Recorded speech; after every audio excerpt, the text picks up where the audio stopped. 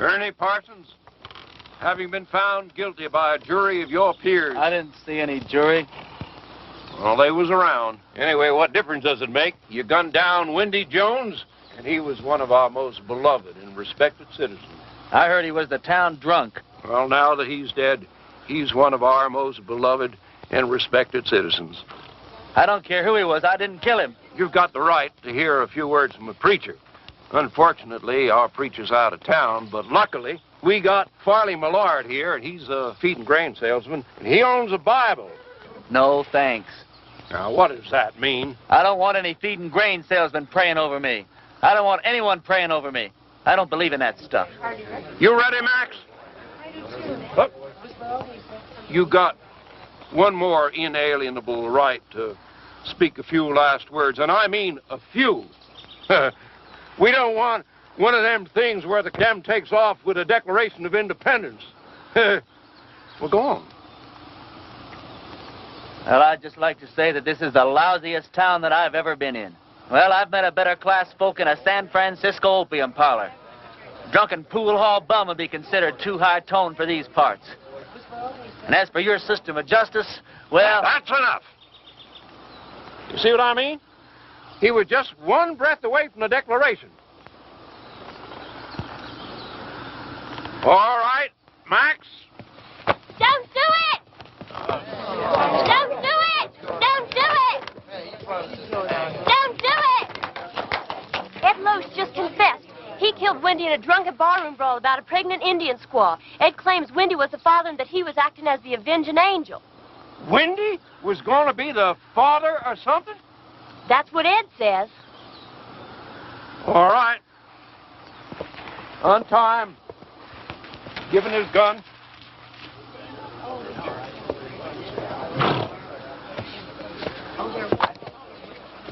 Now, that's the way out of town, son. Take it, keep on going, and don't you never come back. You heard her. I'm not guilty. Even so, we don't want no fast guns in this town. Fast guns raid alongside with lepers in this law-abiding community. Can I ride back to town long enough to get some food? That's the way out, son. Don't press your luck.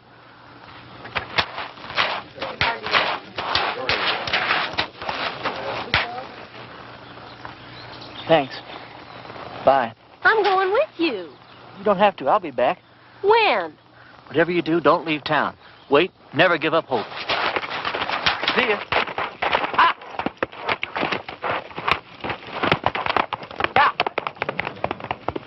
Well, if I'd have known he was going to act like that, I never would have lied for him. Lied? What? You would have never... What? I don't care. I thought he was cute.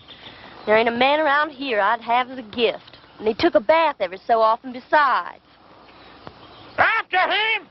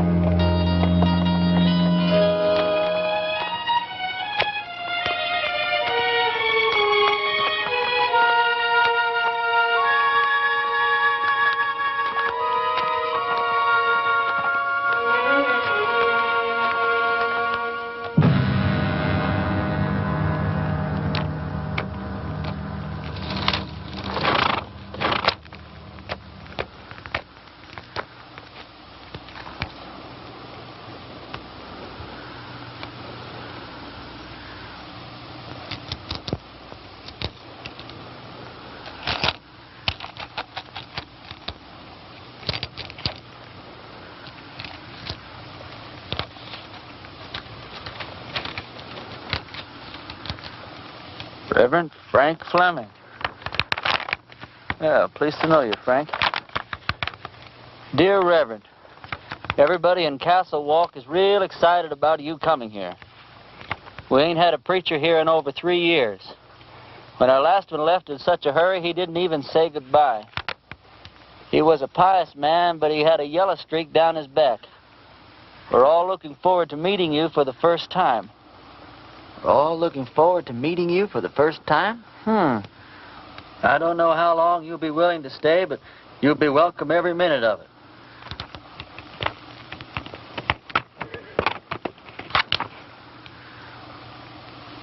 You the preacher's horse?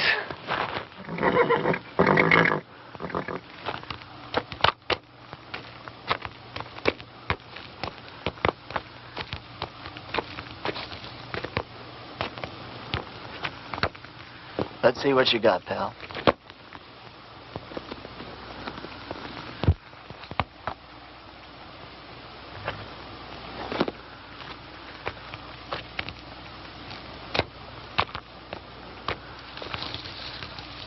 Frank, if ever I catch the guy who did you in, I'll take care of him for you. In the meantime, I'm going to need your clothes and your horse. I got a posse after me for something I didn't do.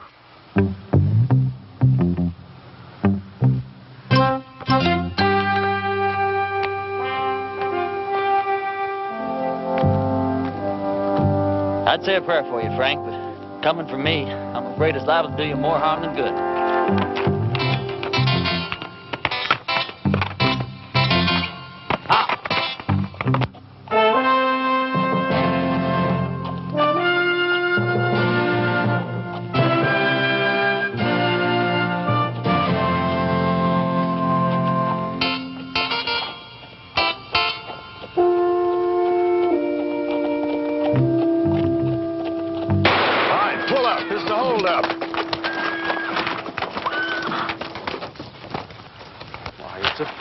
Percy?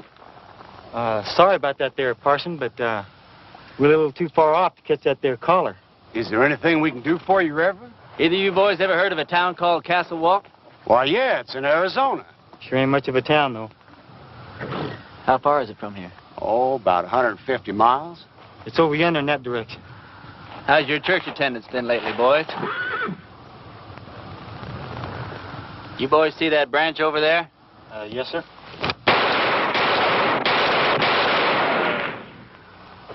That was for the Lord, boys. He loves you, but he hates your profession. Yeah, I can see how I would. I want you boys to go and sin no more. We surely won't, Parson. As soon as we can afford not to. Preacher, you being so good with that gun and all, how come you didn't just kill us as we was riding up here? Because you boys are children of the Lord, just as much as I am.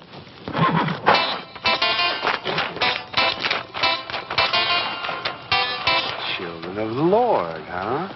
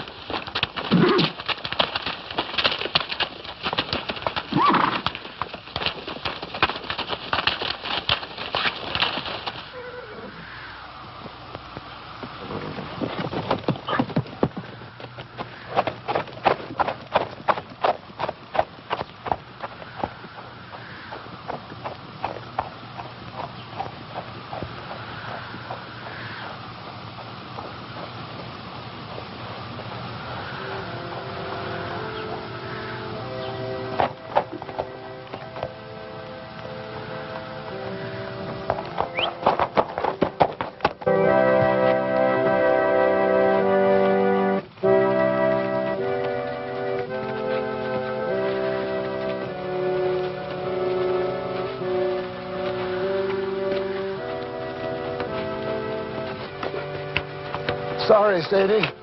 Didn't have the time to dig it no deeper. Well, I guess we better just put him in the ground and get it over with. All right. Without even a few words? Mr. Ross didn't say nothing about no words. Said we could have a burying. Mr. Ross didn't say nothing about no words. But Sam was a Christian man. You can't just bury him like a wild dog. Can't we stand up to Mr. Ross just this once? You're leaving here after the burial. We got to stay here and live with him. All right, let's get going.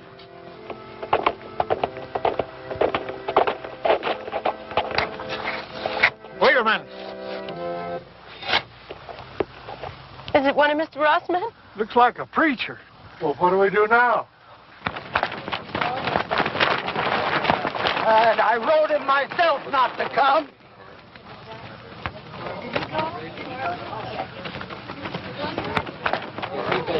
Thank God you're here, Reverend. I've got many receptions in my life, ma'am.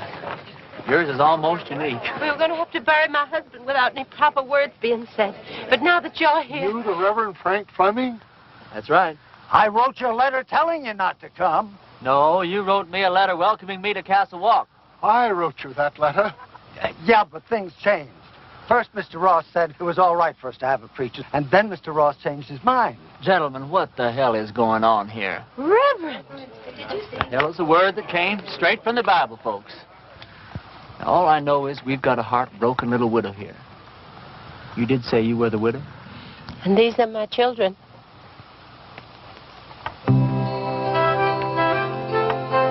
That's a child? She's 18. Oh, she certainly is.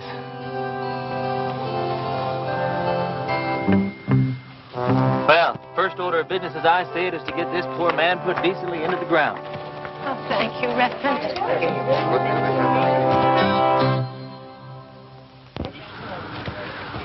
Oh, I don't know what Mr. Ross is going to say about this. I haven't been here 5 minutes, and I'm already sick to death of Mr. Ross.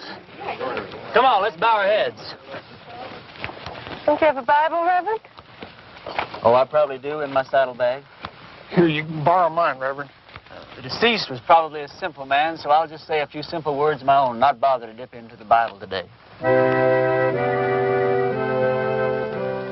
As you all know, it's ashes to ashes and dust to dust, which may not sound like the best deal in the world, but it's the only deal you're ever going to get, so you might as well learn to live with it. I didn't know the late deceased, but some of the works he left behind are mighty impressive.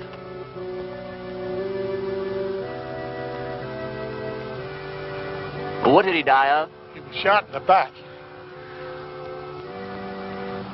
May the full wrath of the Lord fall on people who shoot other people in the back. It's a rotten, sinful way to make a living.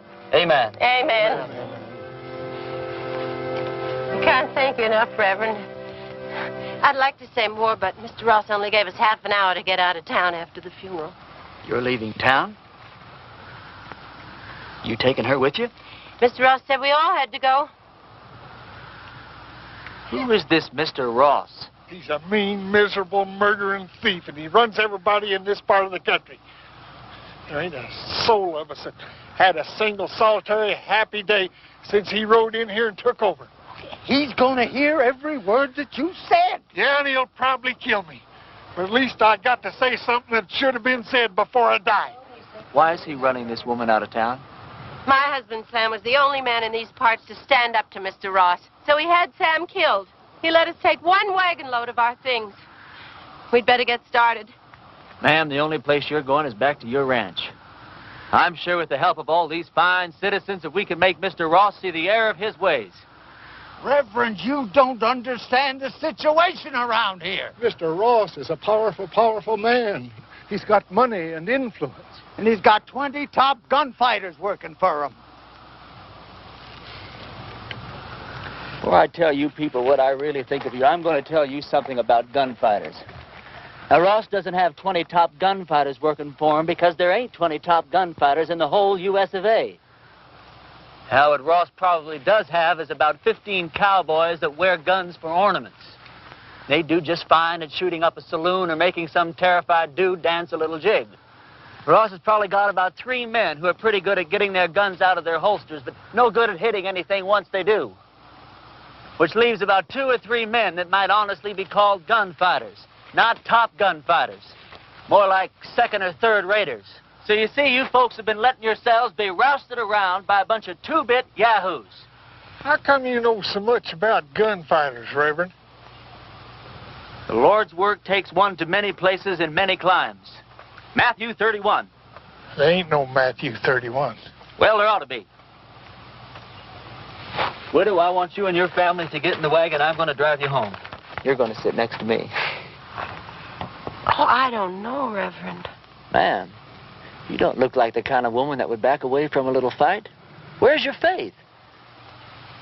My faith is in good shape, Reverend.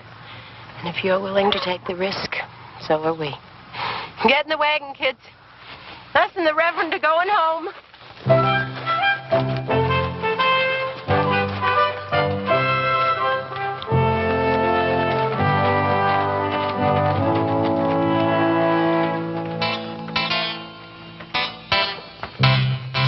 The lives of this family will be on your soul, Reverend. Oh, Reverend. Yeah. A couple of Ross's men are in town and they're pretty liquored up. That was their first mistake.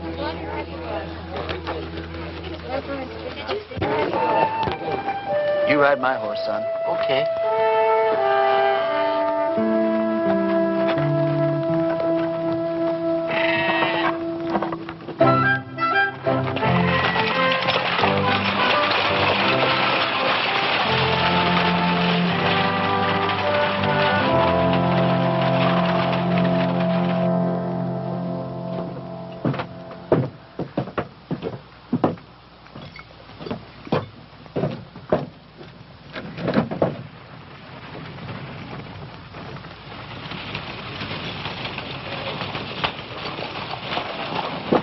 Hey, let's go have some fun.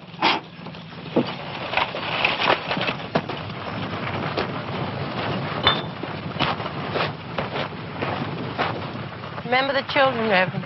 Those are just two of the cowboys, ma'am. Who? Where do you people think you're going? Where's the place that Ross would least like us to go? I'd say her ranch. Well, that's exactly where we're going. Wait till Mr. Ross hears about this. Mr. Ross is a skunk of doubtful parentage. Mr. Ross is so low he could walk under a rattlesnake's belly wearing a high hat. And that's what I think of Mr. Ross without ever having met the man. Now, that was indecisive, cowboy. Could have very easily cost you your unimportant life.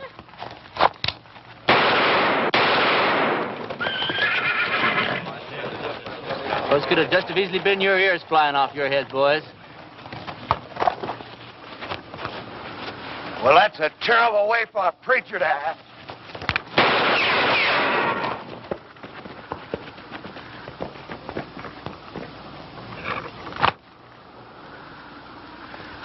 The Lord wants someone to move. He wants them to move.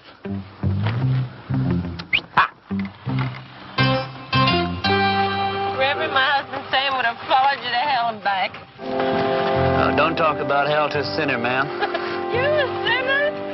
Yeah, we're all sinners. About to be.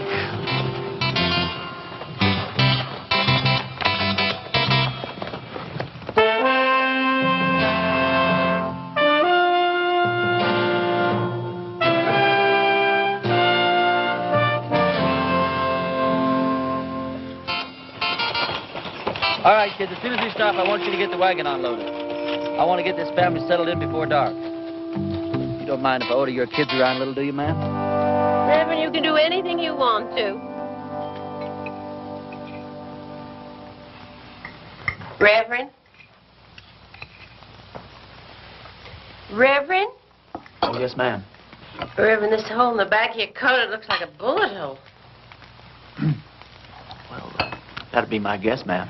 You guessed? How could a man be shot in the back and not know it? Well, I was carrying that coat over my arm when the shooting took place.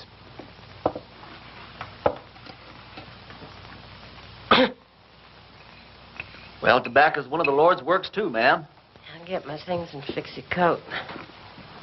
Do you think Mr. Ross and his men are going to come down and get us tonight? No, not tonight, honey. I'd imagine that Sunday in church would be where he makes his first play. Aren't you scared at all? Oh, I'm scared, all right, Sally. But not the kind of scare that'd make me knuckle under to the likes of that Ross.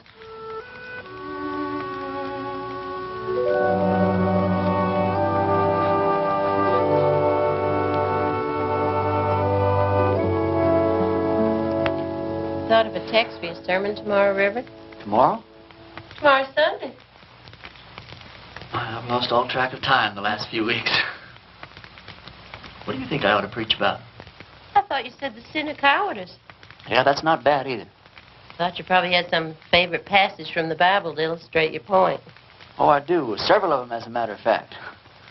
But what's your favorite passage from the Bible that would illustrate that point, man? I think it would be Luke 12. Christ says, "Do you think I have come to give peace on earth? I came to cast fire upon the earth, and would it were already kindled." It says that in the Bible? Well, I told you, Luke 12. Oh, Luke 12. Yeah, that Luke, he really knew how to turn a phrase, didn't he?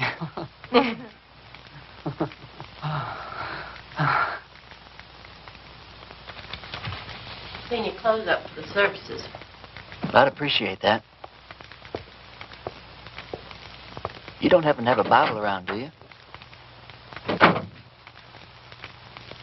I seem to misplaced my glasses. Could you turn to that spot in Luke that your mother was talking about? It's right here. You don't wear glasses. You know something, you're right. I don't know what got into me.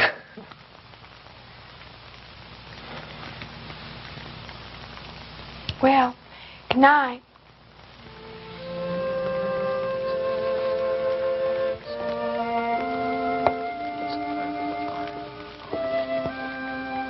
Good night.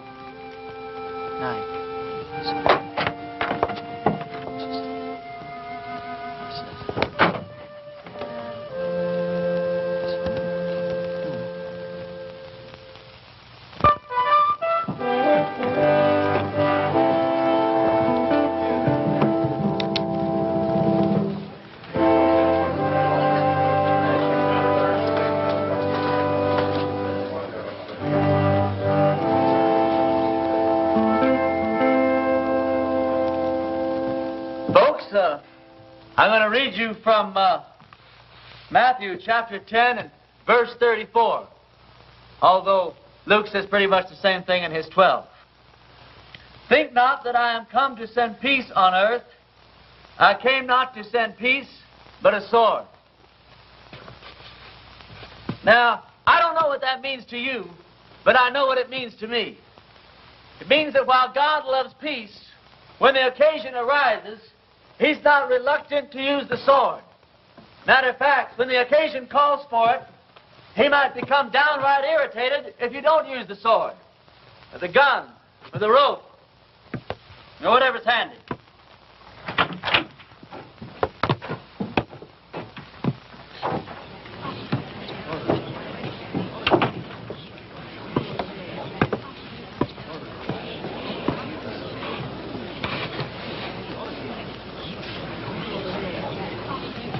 Now, you folks have had a cross to bear here lately, and his name is Ross. They say that people get the kind of lives they deserve, and I guess they do. But when men won't fight for their wives, women, and children, and when their women won't make them fight for what's right, then these people don't deserve any kind of lives at all. That's exactly what you got.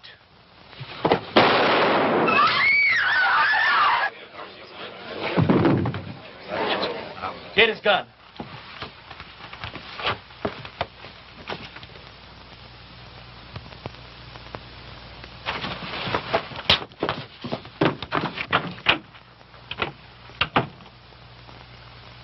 Never done it?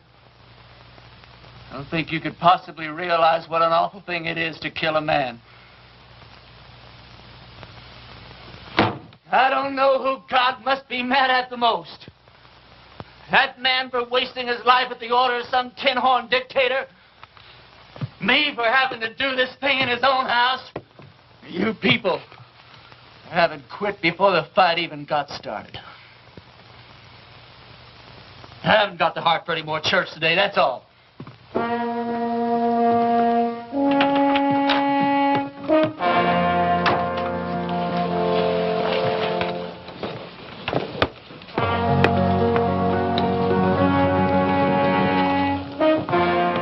Mr. men are outside. Take care of yourself, son. Every second.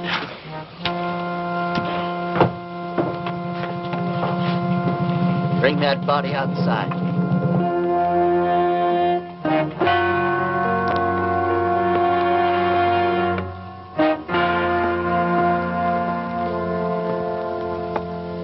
You've had a couple of fun days here, preacher.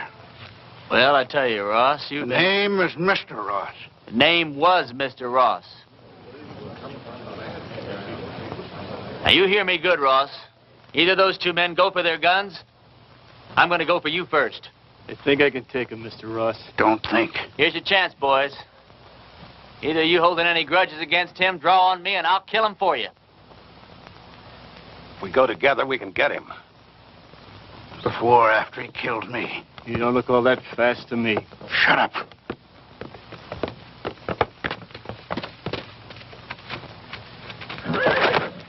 Friend of yours, Ross? All right, preacher. You pulled yourself off a nice little grandstand play for the folks. Now, I want you out of town. Who killed Sam Underwood? You or one of your men? I'm going to find out if I have to take the whole bunch of you to pieces. Give me the word. I'm sure I can beat him. We'll go on back to the ranch. I'll be there in a minute. You sure? Now.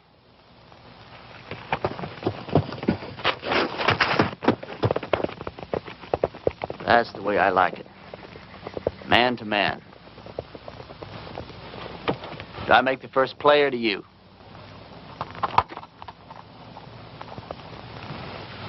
I just changed my mind, preacher. I don't want you out of town. I want you right here where I can get you anytime I want you. Service is next Sunday at 10 o'clock, and there's a 4-bit fine for being late.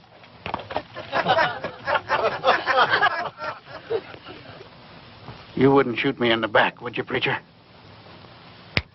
Like that.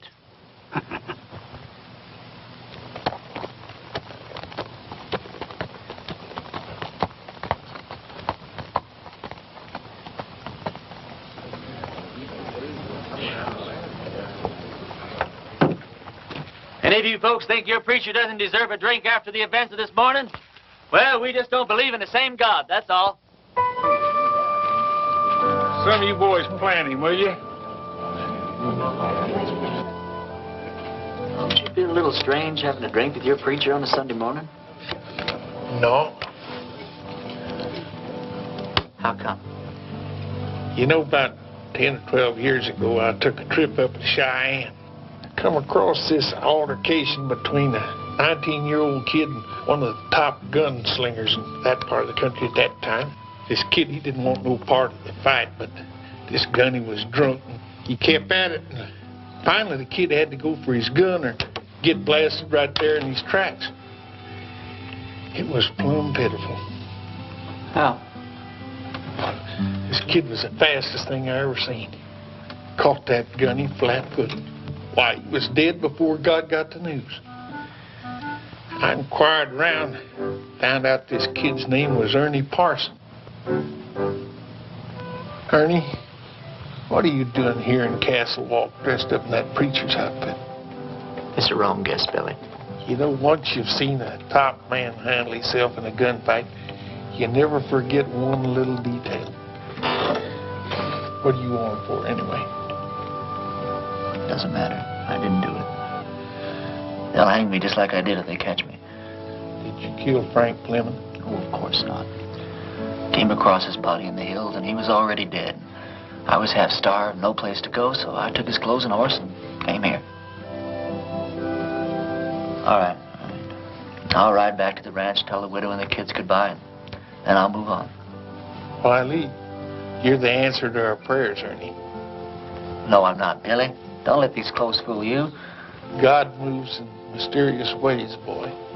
Not that mysterious. Look, Billy, what I'd like to know is if I do stick around here, how much help can I count on from these God-fearing people? Almost none. Almost none? None.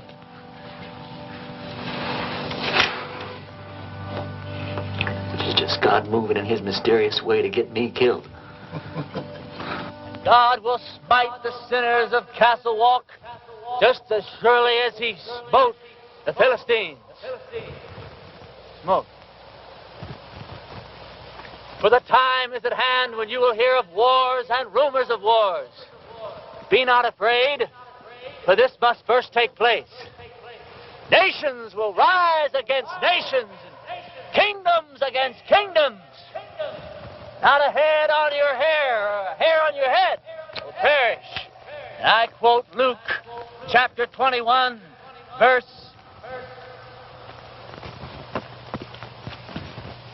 Luke chapter 21 and verse 23. For there shall be great distress in the land, wrath upon his people.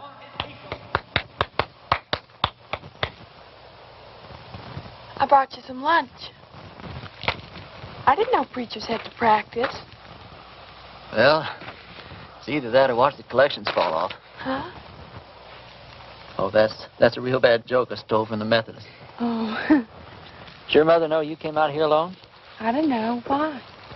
Well, you're a very attractive young girl. Almost too young, as a matter of fact. Most of the girls around here are married by the time they're 13 or 14. 13, huh? Well, I'll have to look into that. Why? They're the lucky ones. Even if they don't get a trip to Phoenix out of it. Is that the price of marriage around here, a trip to Phoenix? No, but it sure doesn't hurt. Look, do I have to keep on calling you Reverend? Oh, no. Call me Ernie. Ernie? My full name's Frank Ernest Fleming. All my good friends, they call me Ernie. Is there anything in your faith against marriage? No, not in my faith.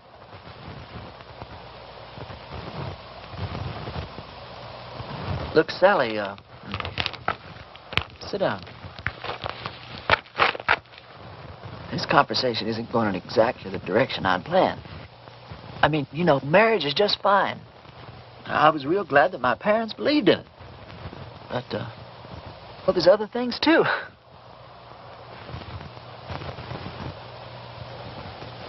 You don't know what I'm talking about, do you? I know what you're talking about. Let's see. What's the matter?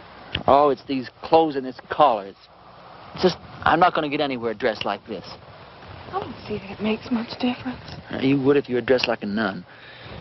It's just the wrong outfit for what I had in mind.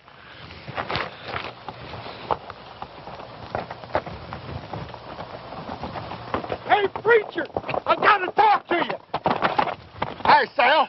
Hi. It's real important.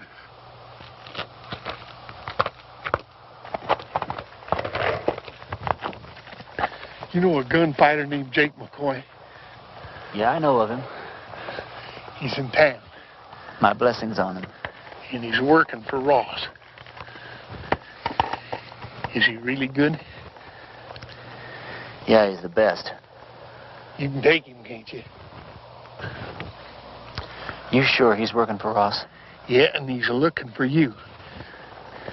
Although he don't know who you really are. Well, it doesn't matter. Or does it? Where's he at now? Well, he's at the men's saloon when I left town.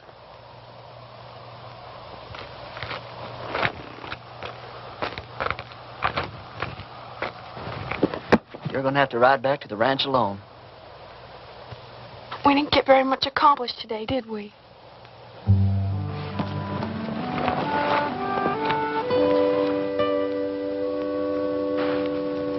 Can't you just feel the ice breaking all around us?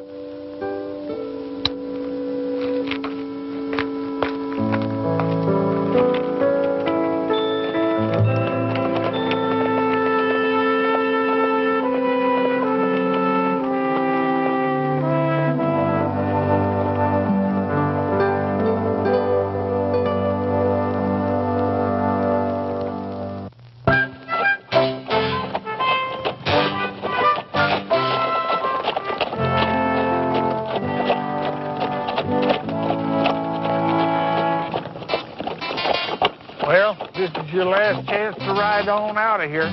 Forget about the whole thing. I can't. I don't know why, Billy, but I just can't.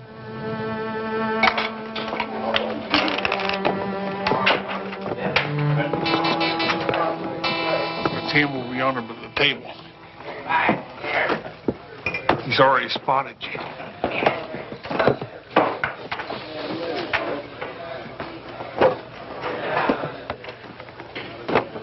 Hello, Jake.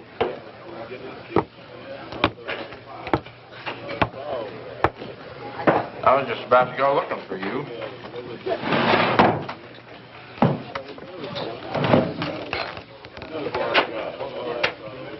You ever run into Ernie Parsons anymore?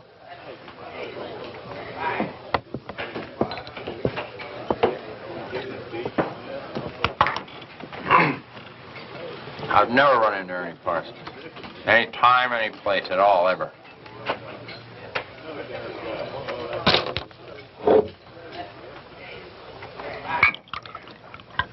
You have now. You?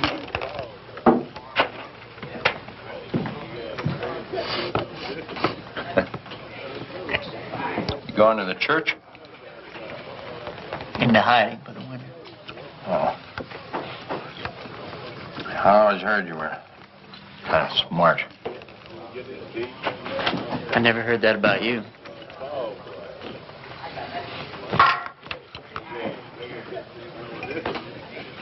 Look, are we really going to have to go through with this thing? I got $1,000 in my pocket. And the girl waiting for me in Boulder City says I gotta go through with it. You all that sure you can beat me? You all that sure I can't? Anything I hate is a stupid, senseless fight. Come on.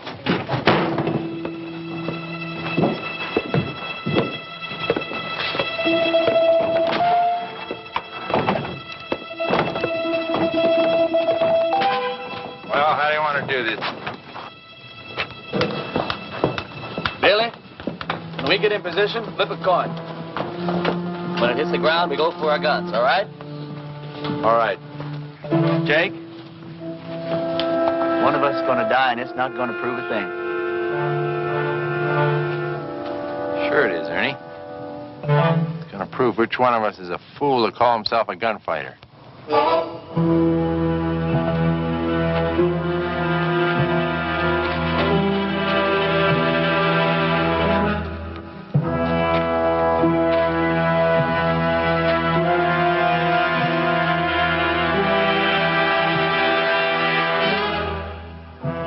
Boys ready?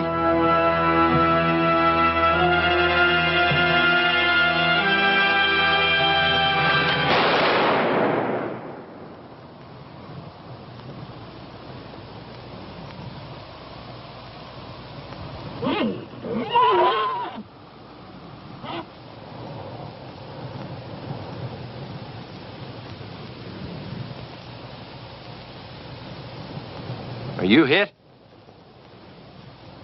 You?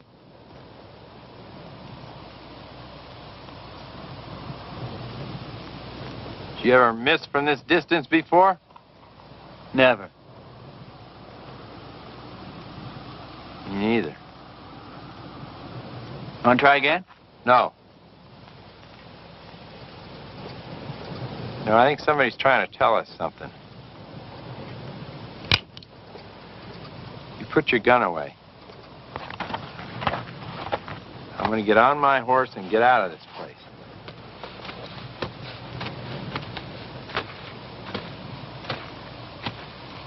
I beat you. You know that, don't you? Oh, no, you didn't, and you know dang well you did, Jake. You gonna give Ross his $1,000 back? No, I'm late for my date.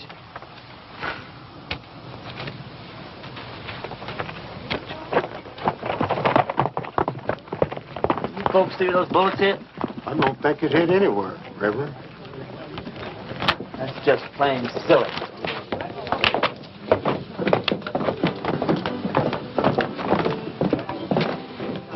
Hold on.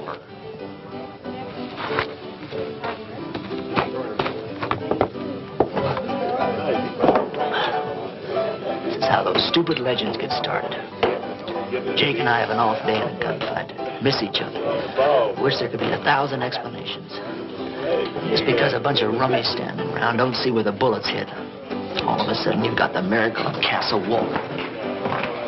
Now, this whole miserable little town's going to think that God's on their side. Well, you got me convinced, son.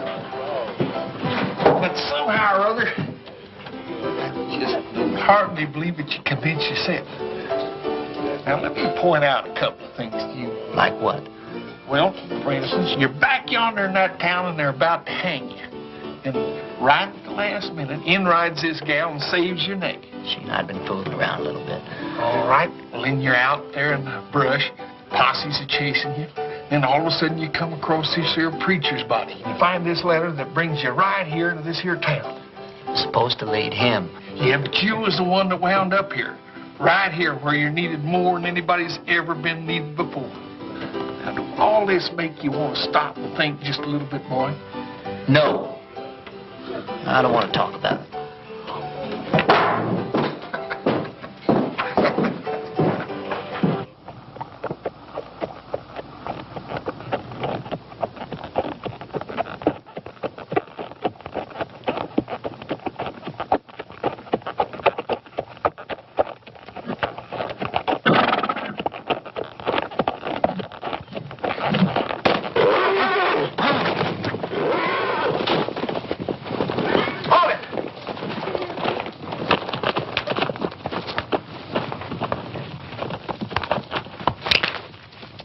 You should have listened to me when I told you to get out of town. You shouldn't have backed down in front of me the other morning either. Now, this whole town's going to have the idea that you're just a little less than the tin god you pretended to be. Just tell me one thing. What really happened between you and Jake McCoy? I chased that bum out of town. And he's not going to give you your $1,000 back either. He said to tell you that's the price he charges for shaking hands with scum like you. Get on with it. Prayer man, you drop that rope real slow.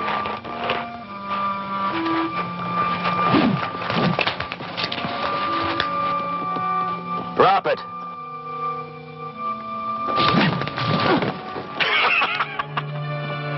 You ain't getting out of town fast enough, preacher.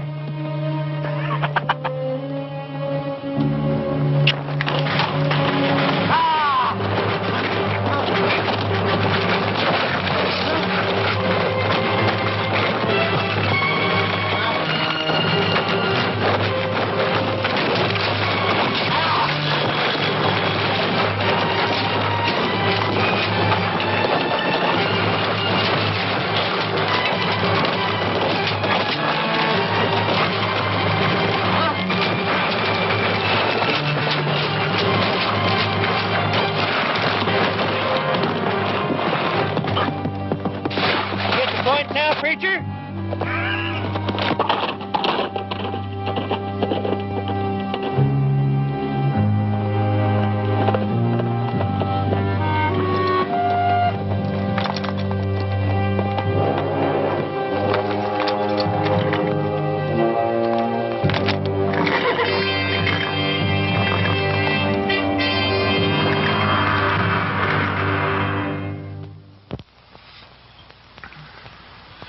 You're in the bunkhouse of our ranch. I thought it would scare the kids if they saw you like this. How'd you find me? When you didn't come home last night, I set out to look for you.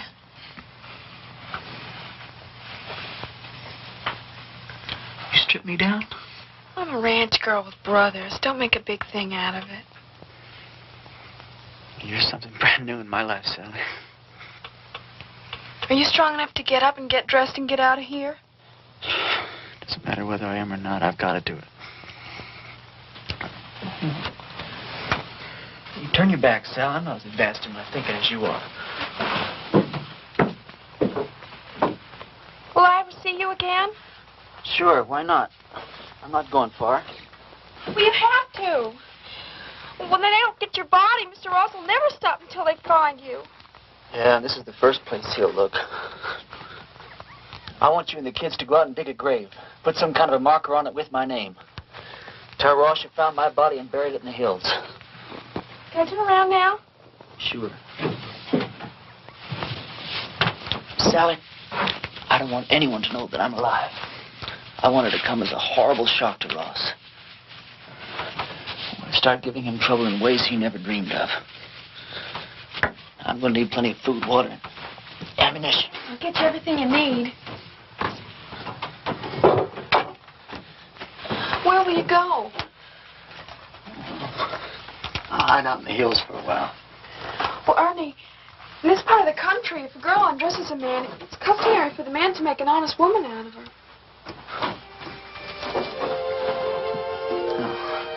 I'm sure that's true in every part of the country. If I live through the next little while, well, we'll have a serious talk about that.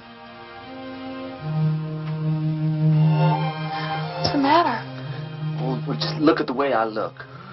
Well, it's always something, isn't it? You don't like the way you're dressed. You don't like the way you look.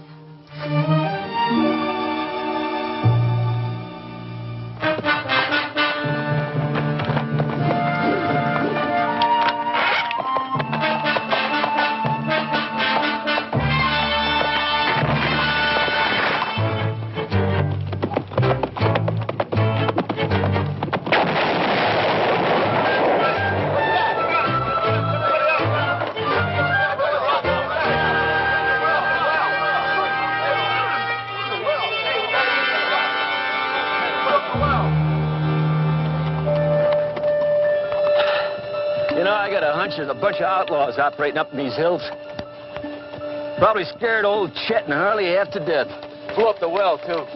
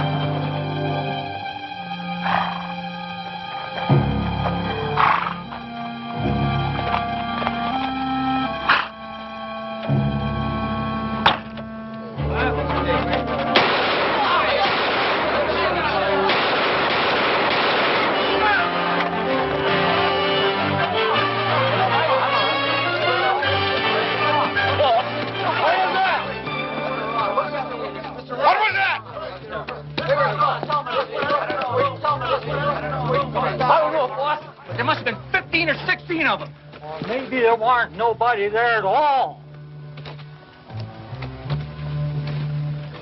What do you mean? Dragging a preacher through the cactus. Them people don't have to stay dead unless they want to. Everybody in town keeps talking about the preacher's ghost riding through the hills and shooting at every one of Ross's men that sticks his head up. I keep telling them it's the whole doggone idea goes to Sally, didn't you tell Billy? You told me not to tell anyone. Billy, I'm sorry. It's sure good to see you alive, boy. Are you sure it's safe for you down here? Honey, it's been a long time since I've been safe anywhere. Lately, it's been getting worse. Isn't tomorrow Sunday? It sure is. Billy, I want you to ride into town and tell everyone that we're having church services tomorrow morning at 10. I'll do it right now.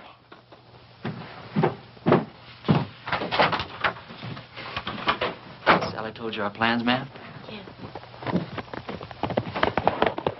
You have any objections? No. Ma'am, has it occurred to you that, well, Sally's liable to end up one of the youngest widows in these parts? Mary Mert's only 14. She's been a widow 2 years. Besides Mary Mert. No, Grace Dorothy only been married a week and a half when her husband fell down a mine shaft. You know how old she is. Sally, could we take a walk outside? Excuse us, ma'am. Sally, the reason I brought you out here is, well, one of the reasons. We're going to be husband and wife, and you've got a right to be in on the decisions that affect the both of us. You understand? Now, if I stay here and fight it out with Ross and his men, the chances are very good that I'll be killed. But on the other hand, we could leave here tonight, get married the very first town we come to, go someplace we both like and settle down and just have a wonderful life for ourselves. It's all up to you, Sally. You just say the word. Well, Mom always said never throw yourself in between a man and what he thinks he's got to do. Well, I won't kid you, Sally. I'm a little disappointed in that answer. No, it's all right. I got the strangest feeling that I've been pointed straight toward this shootout ever since the day I was born. There wasn't a thing in the world I could do about it. Billy says it's God moving in his mysterious way. Me? Well, I just don't know. You very religious, Sally? Why do men have to talk and talk? Can't you be quiet and get on with what you're supposed to be doing? Yes, ma'am.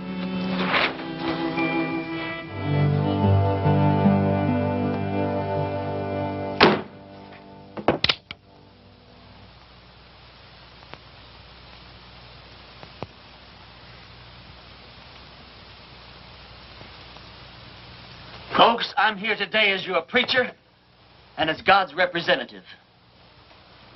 As your preacher, I've stood up to your enemies for you, and all it's gotten me so far is a lot of bruises and a bunch of cactus spines. Now, I understand that a lot of you thought I was dead, and that my ghost was raging through the hills, wreaking my vengeance on Ross and his men. But I want to ask you something. What were your feelings? Were you scared that you might have an angry ghost raging in your hills? Or were you ashamed because not a single one of you came out to see if I was alive or if I might not need some help? Well, I'm warning you people. While you're sitting around waiting for God and me to do your work for you, God just might have some plans of his own. Maybe he's not as angry at Ross as he is at you.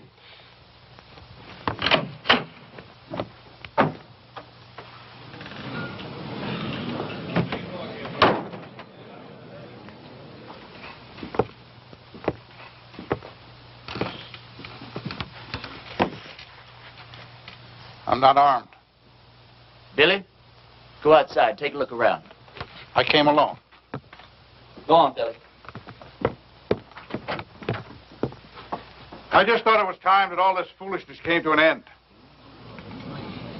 We got a new country to build here. We ought to be getting on with it, instead of indulging in all this senseless killing. I won't deny that you've hurt me since you've been here.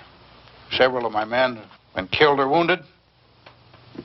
Several more have run off because you scared them half to death. I didn't know I was doing that well. What do you want, Ross? A truce. A chance to get on with our lives. Ross, if you were sitting on a stack of Bibles 10 feet high, I'd bet money that you were lying and I'd win. Well, now, just a minute, Reverend. If Mr. Ross is sincere, and I believe he is, this may be just the moment we've been waiting for. Luther, how could you believe that? I don't believe him for a minute. Now, Sadie. You are going to believe this man after all he's done to you? Jehoshaphat, Reverend. Anybody can make a mistake. If Mr. Ross is man enough to come here, Please. I didn't mean to create any dissension amongst the preacher's flock. Now, you've all heard what I have to say. Think it over.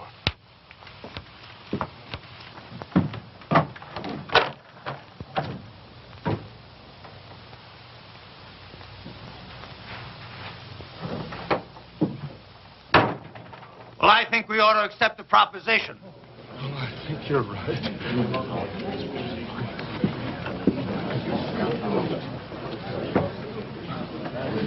I have an announcement to make. Miss Sally Underwood and I are going to be married tomorrow morning at 11. You're all invited. I don't know. The second the ceremony is over, my wife and I will be leaving this God-forsaken town for good. The ceremony won't take place here in the church. It'll be at the Mint Saloon. You can say what you want about those people at the Mint, but they know why they're there and they do something about it.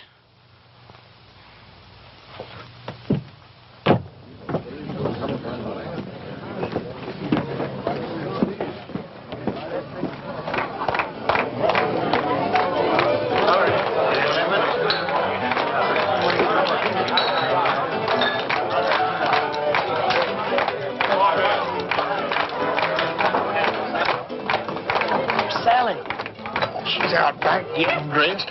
Her mama's with her. Can't take all day with this thing. What's your rush, boy?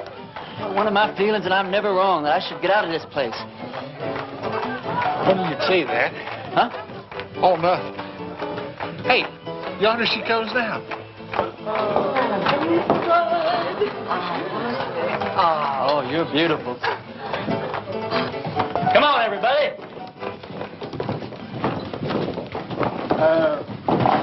Don't you get the feeling that maybe something's missing here?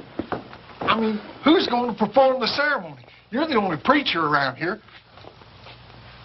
Well, I don't know of any law that says I can't delegate my otherworldly powers. You marry us, Billy. Oh, yes, Billy. Well, I don't know about the legality of all this. Oh, never mind the legality. It's the spirit that counts.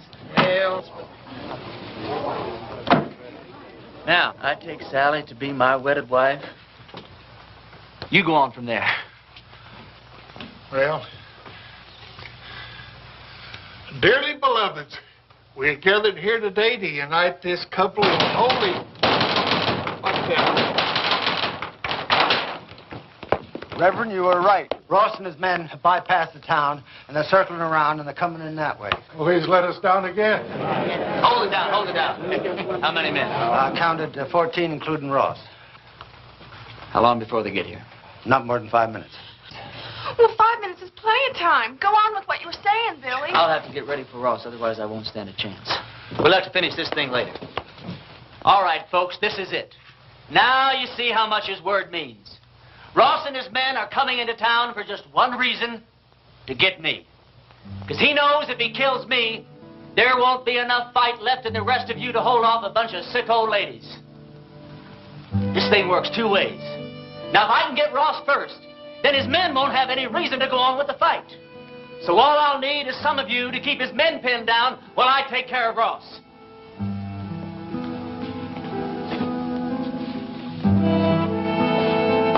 But the women and the children... You don't even have to come out in the open. You can shoot from the windows or from the roofs. You don't even have to hit anything. Just shoot fast and make a lot of noise, but keep his men pinned down.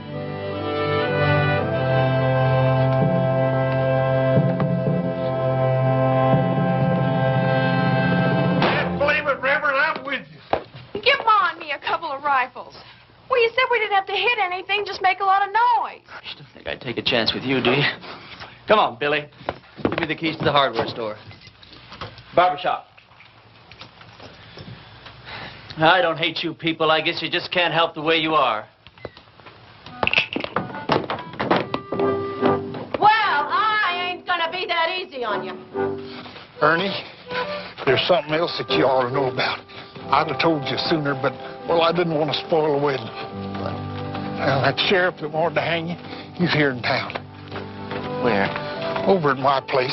I told him I was the sheriff here.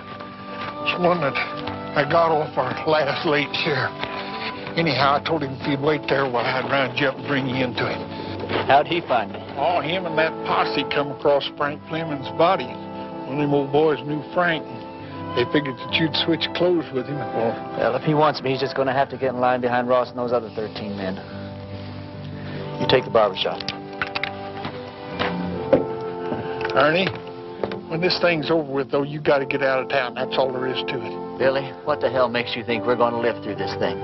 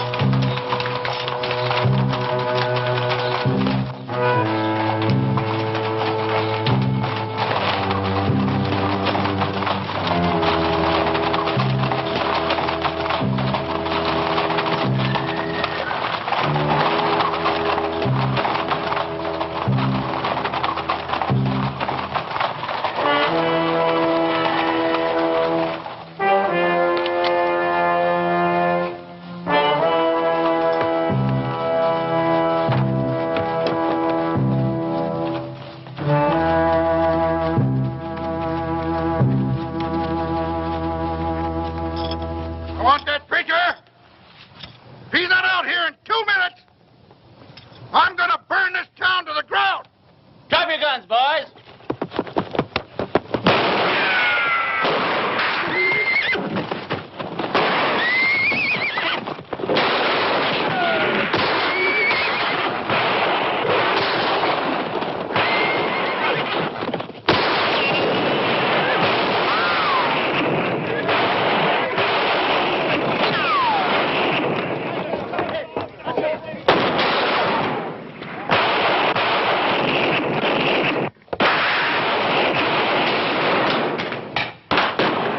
Preacher.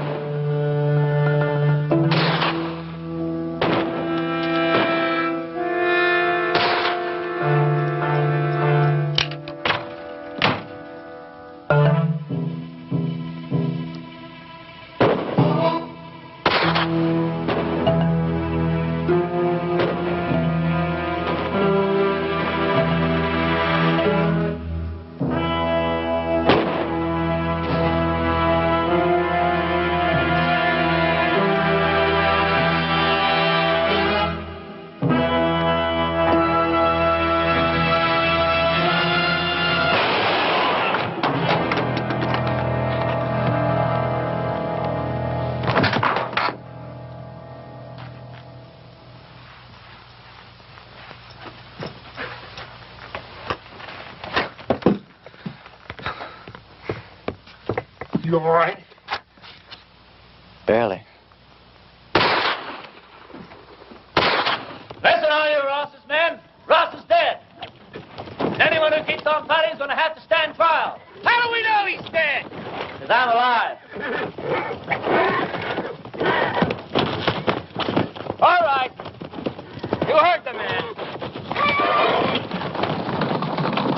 Sheriff's going to be down here to find out what this is all about. Yeah, I know. Billy, get my horse and meet me out back, huh?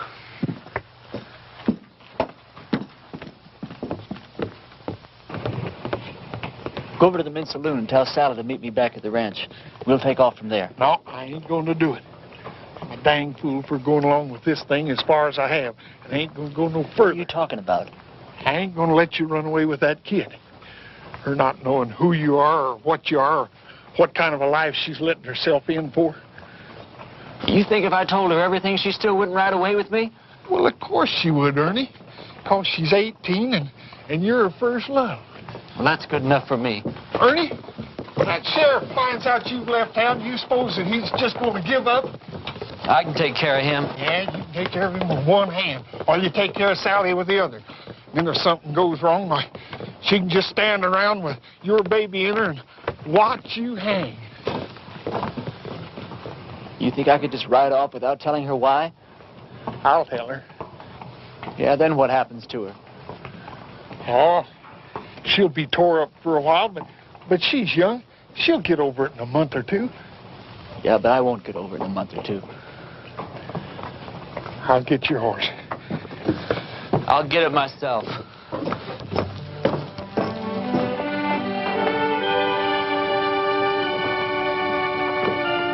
Ernie, this town owes you a whole lot. but it don't owe you salary. Can't make any promises.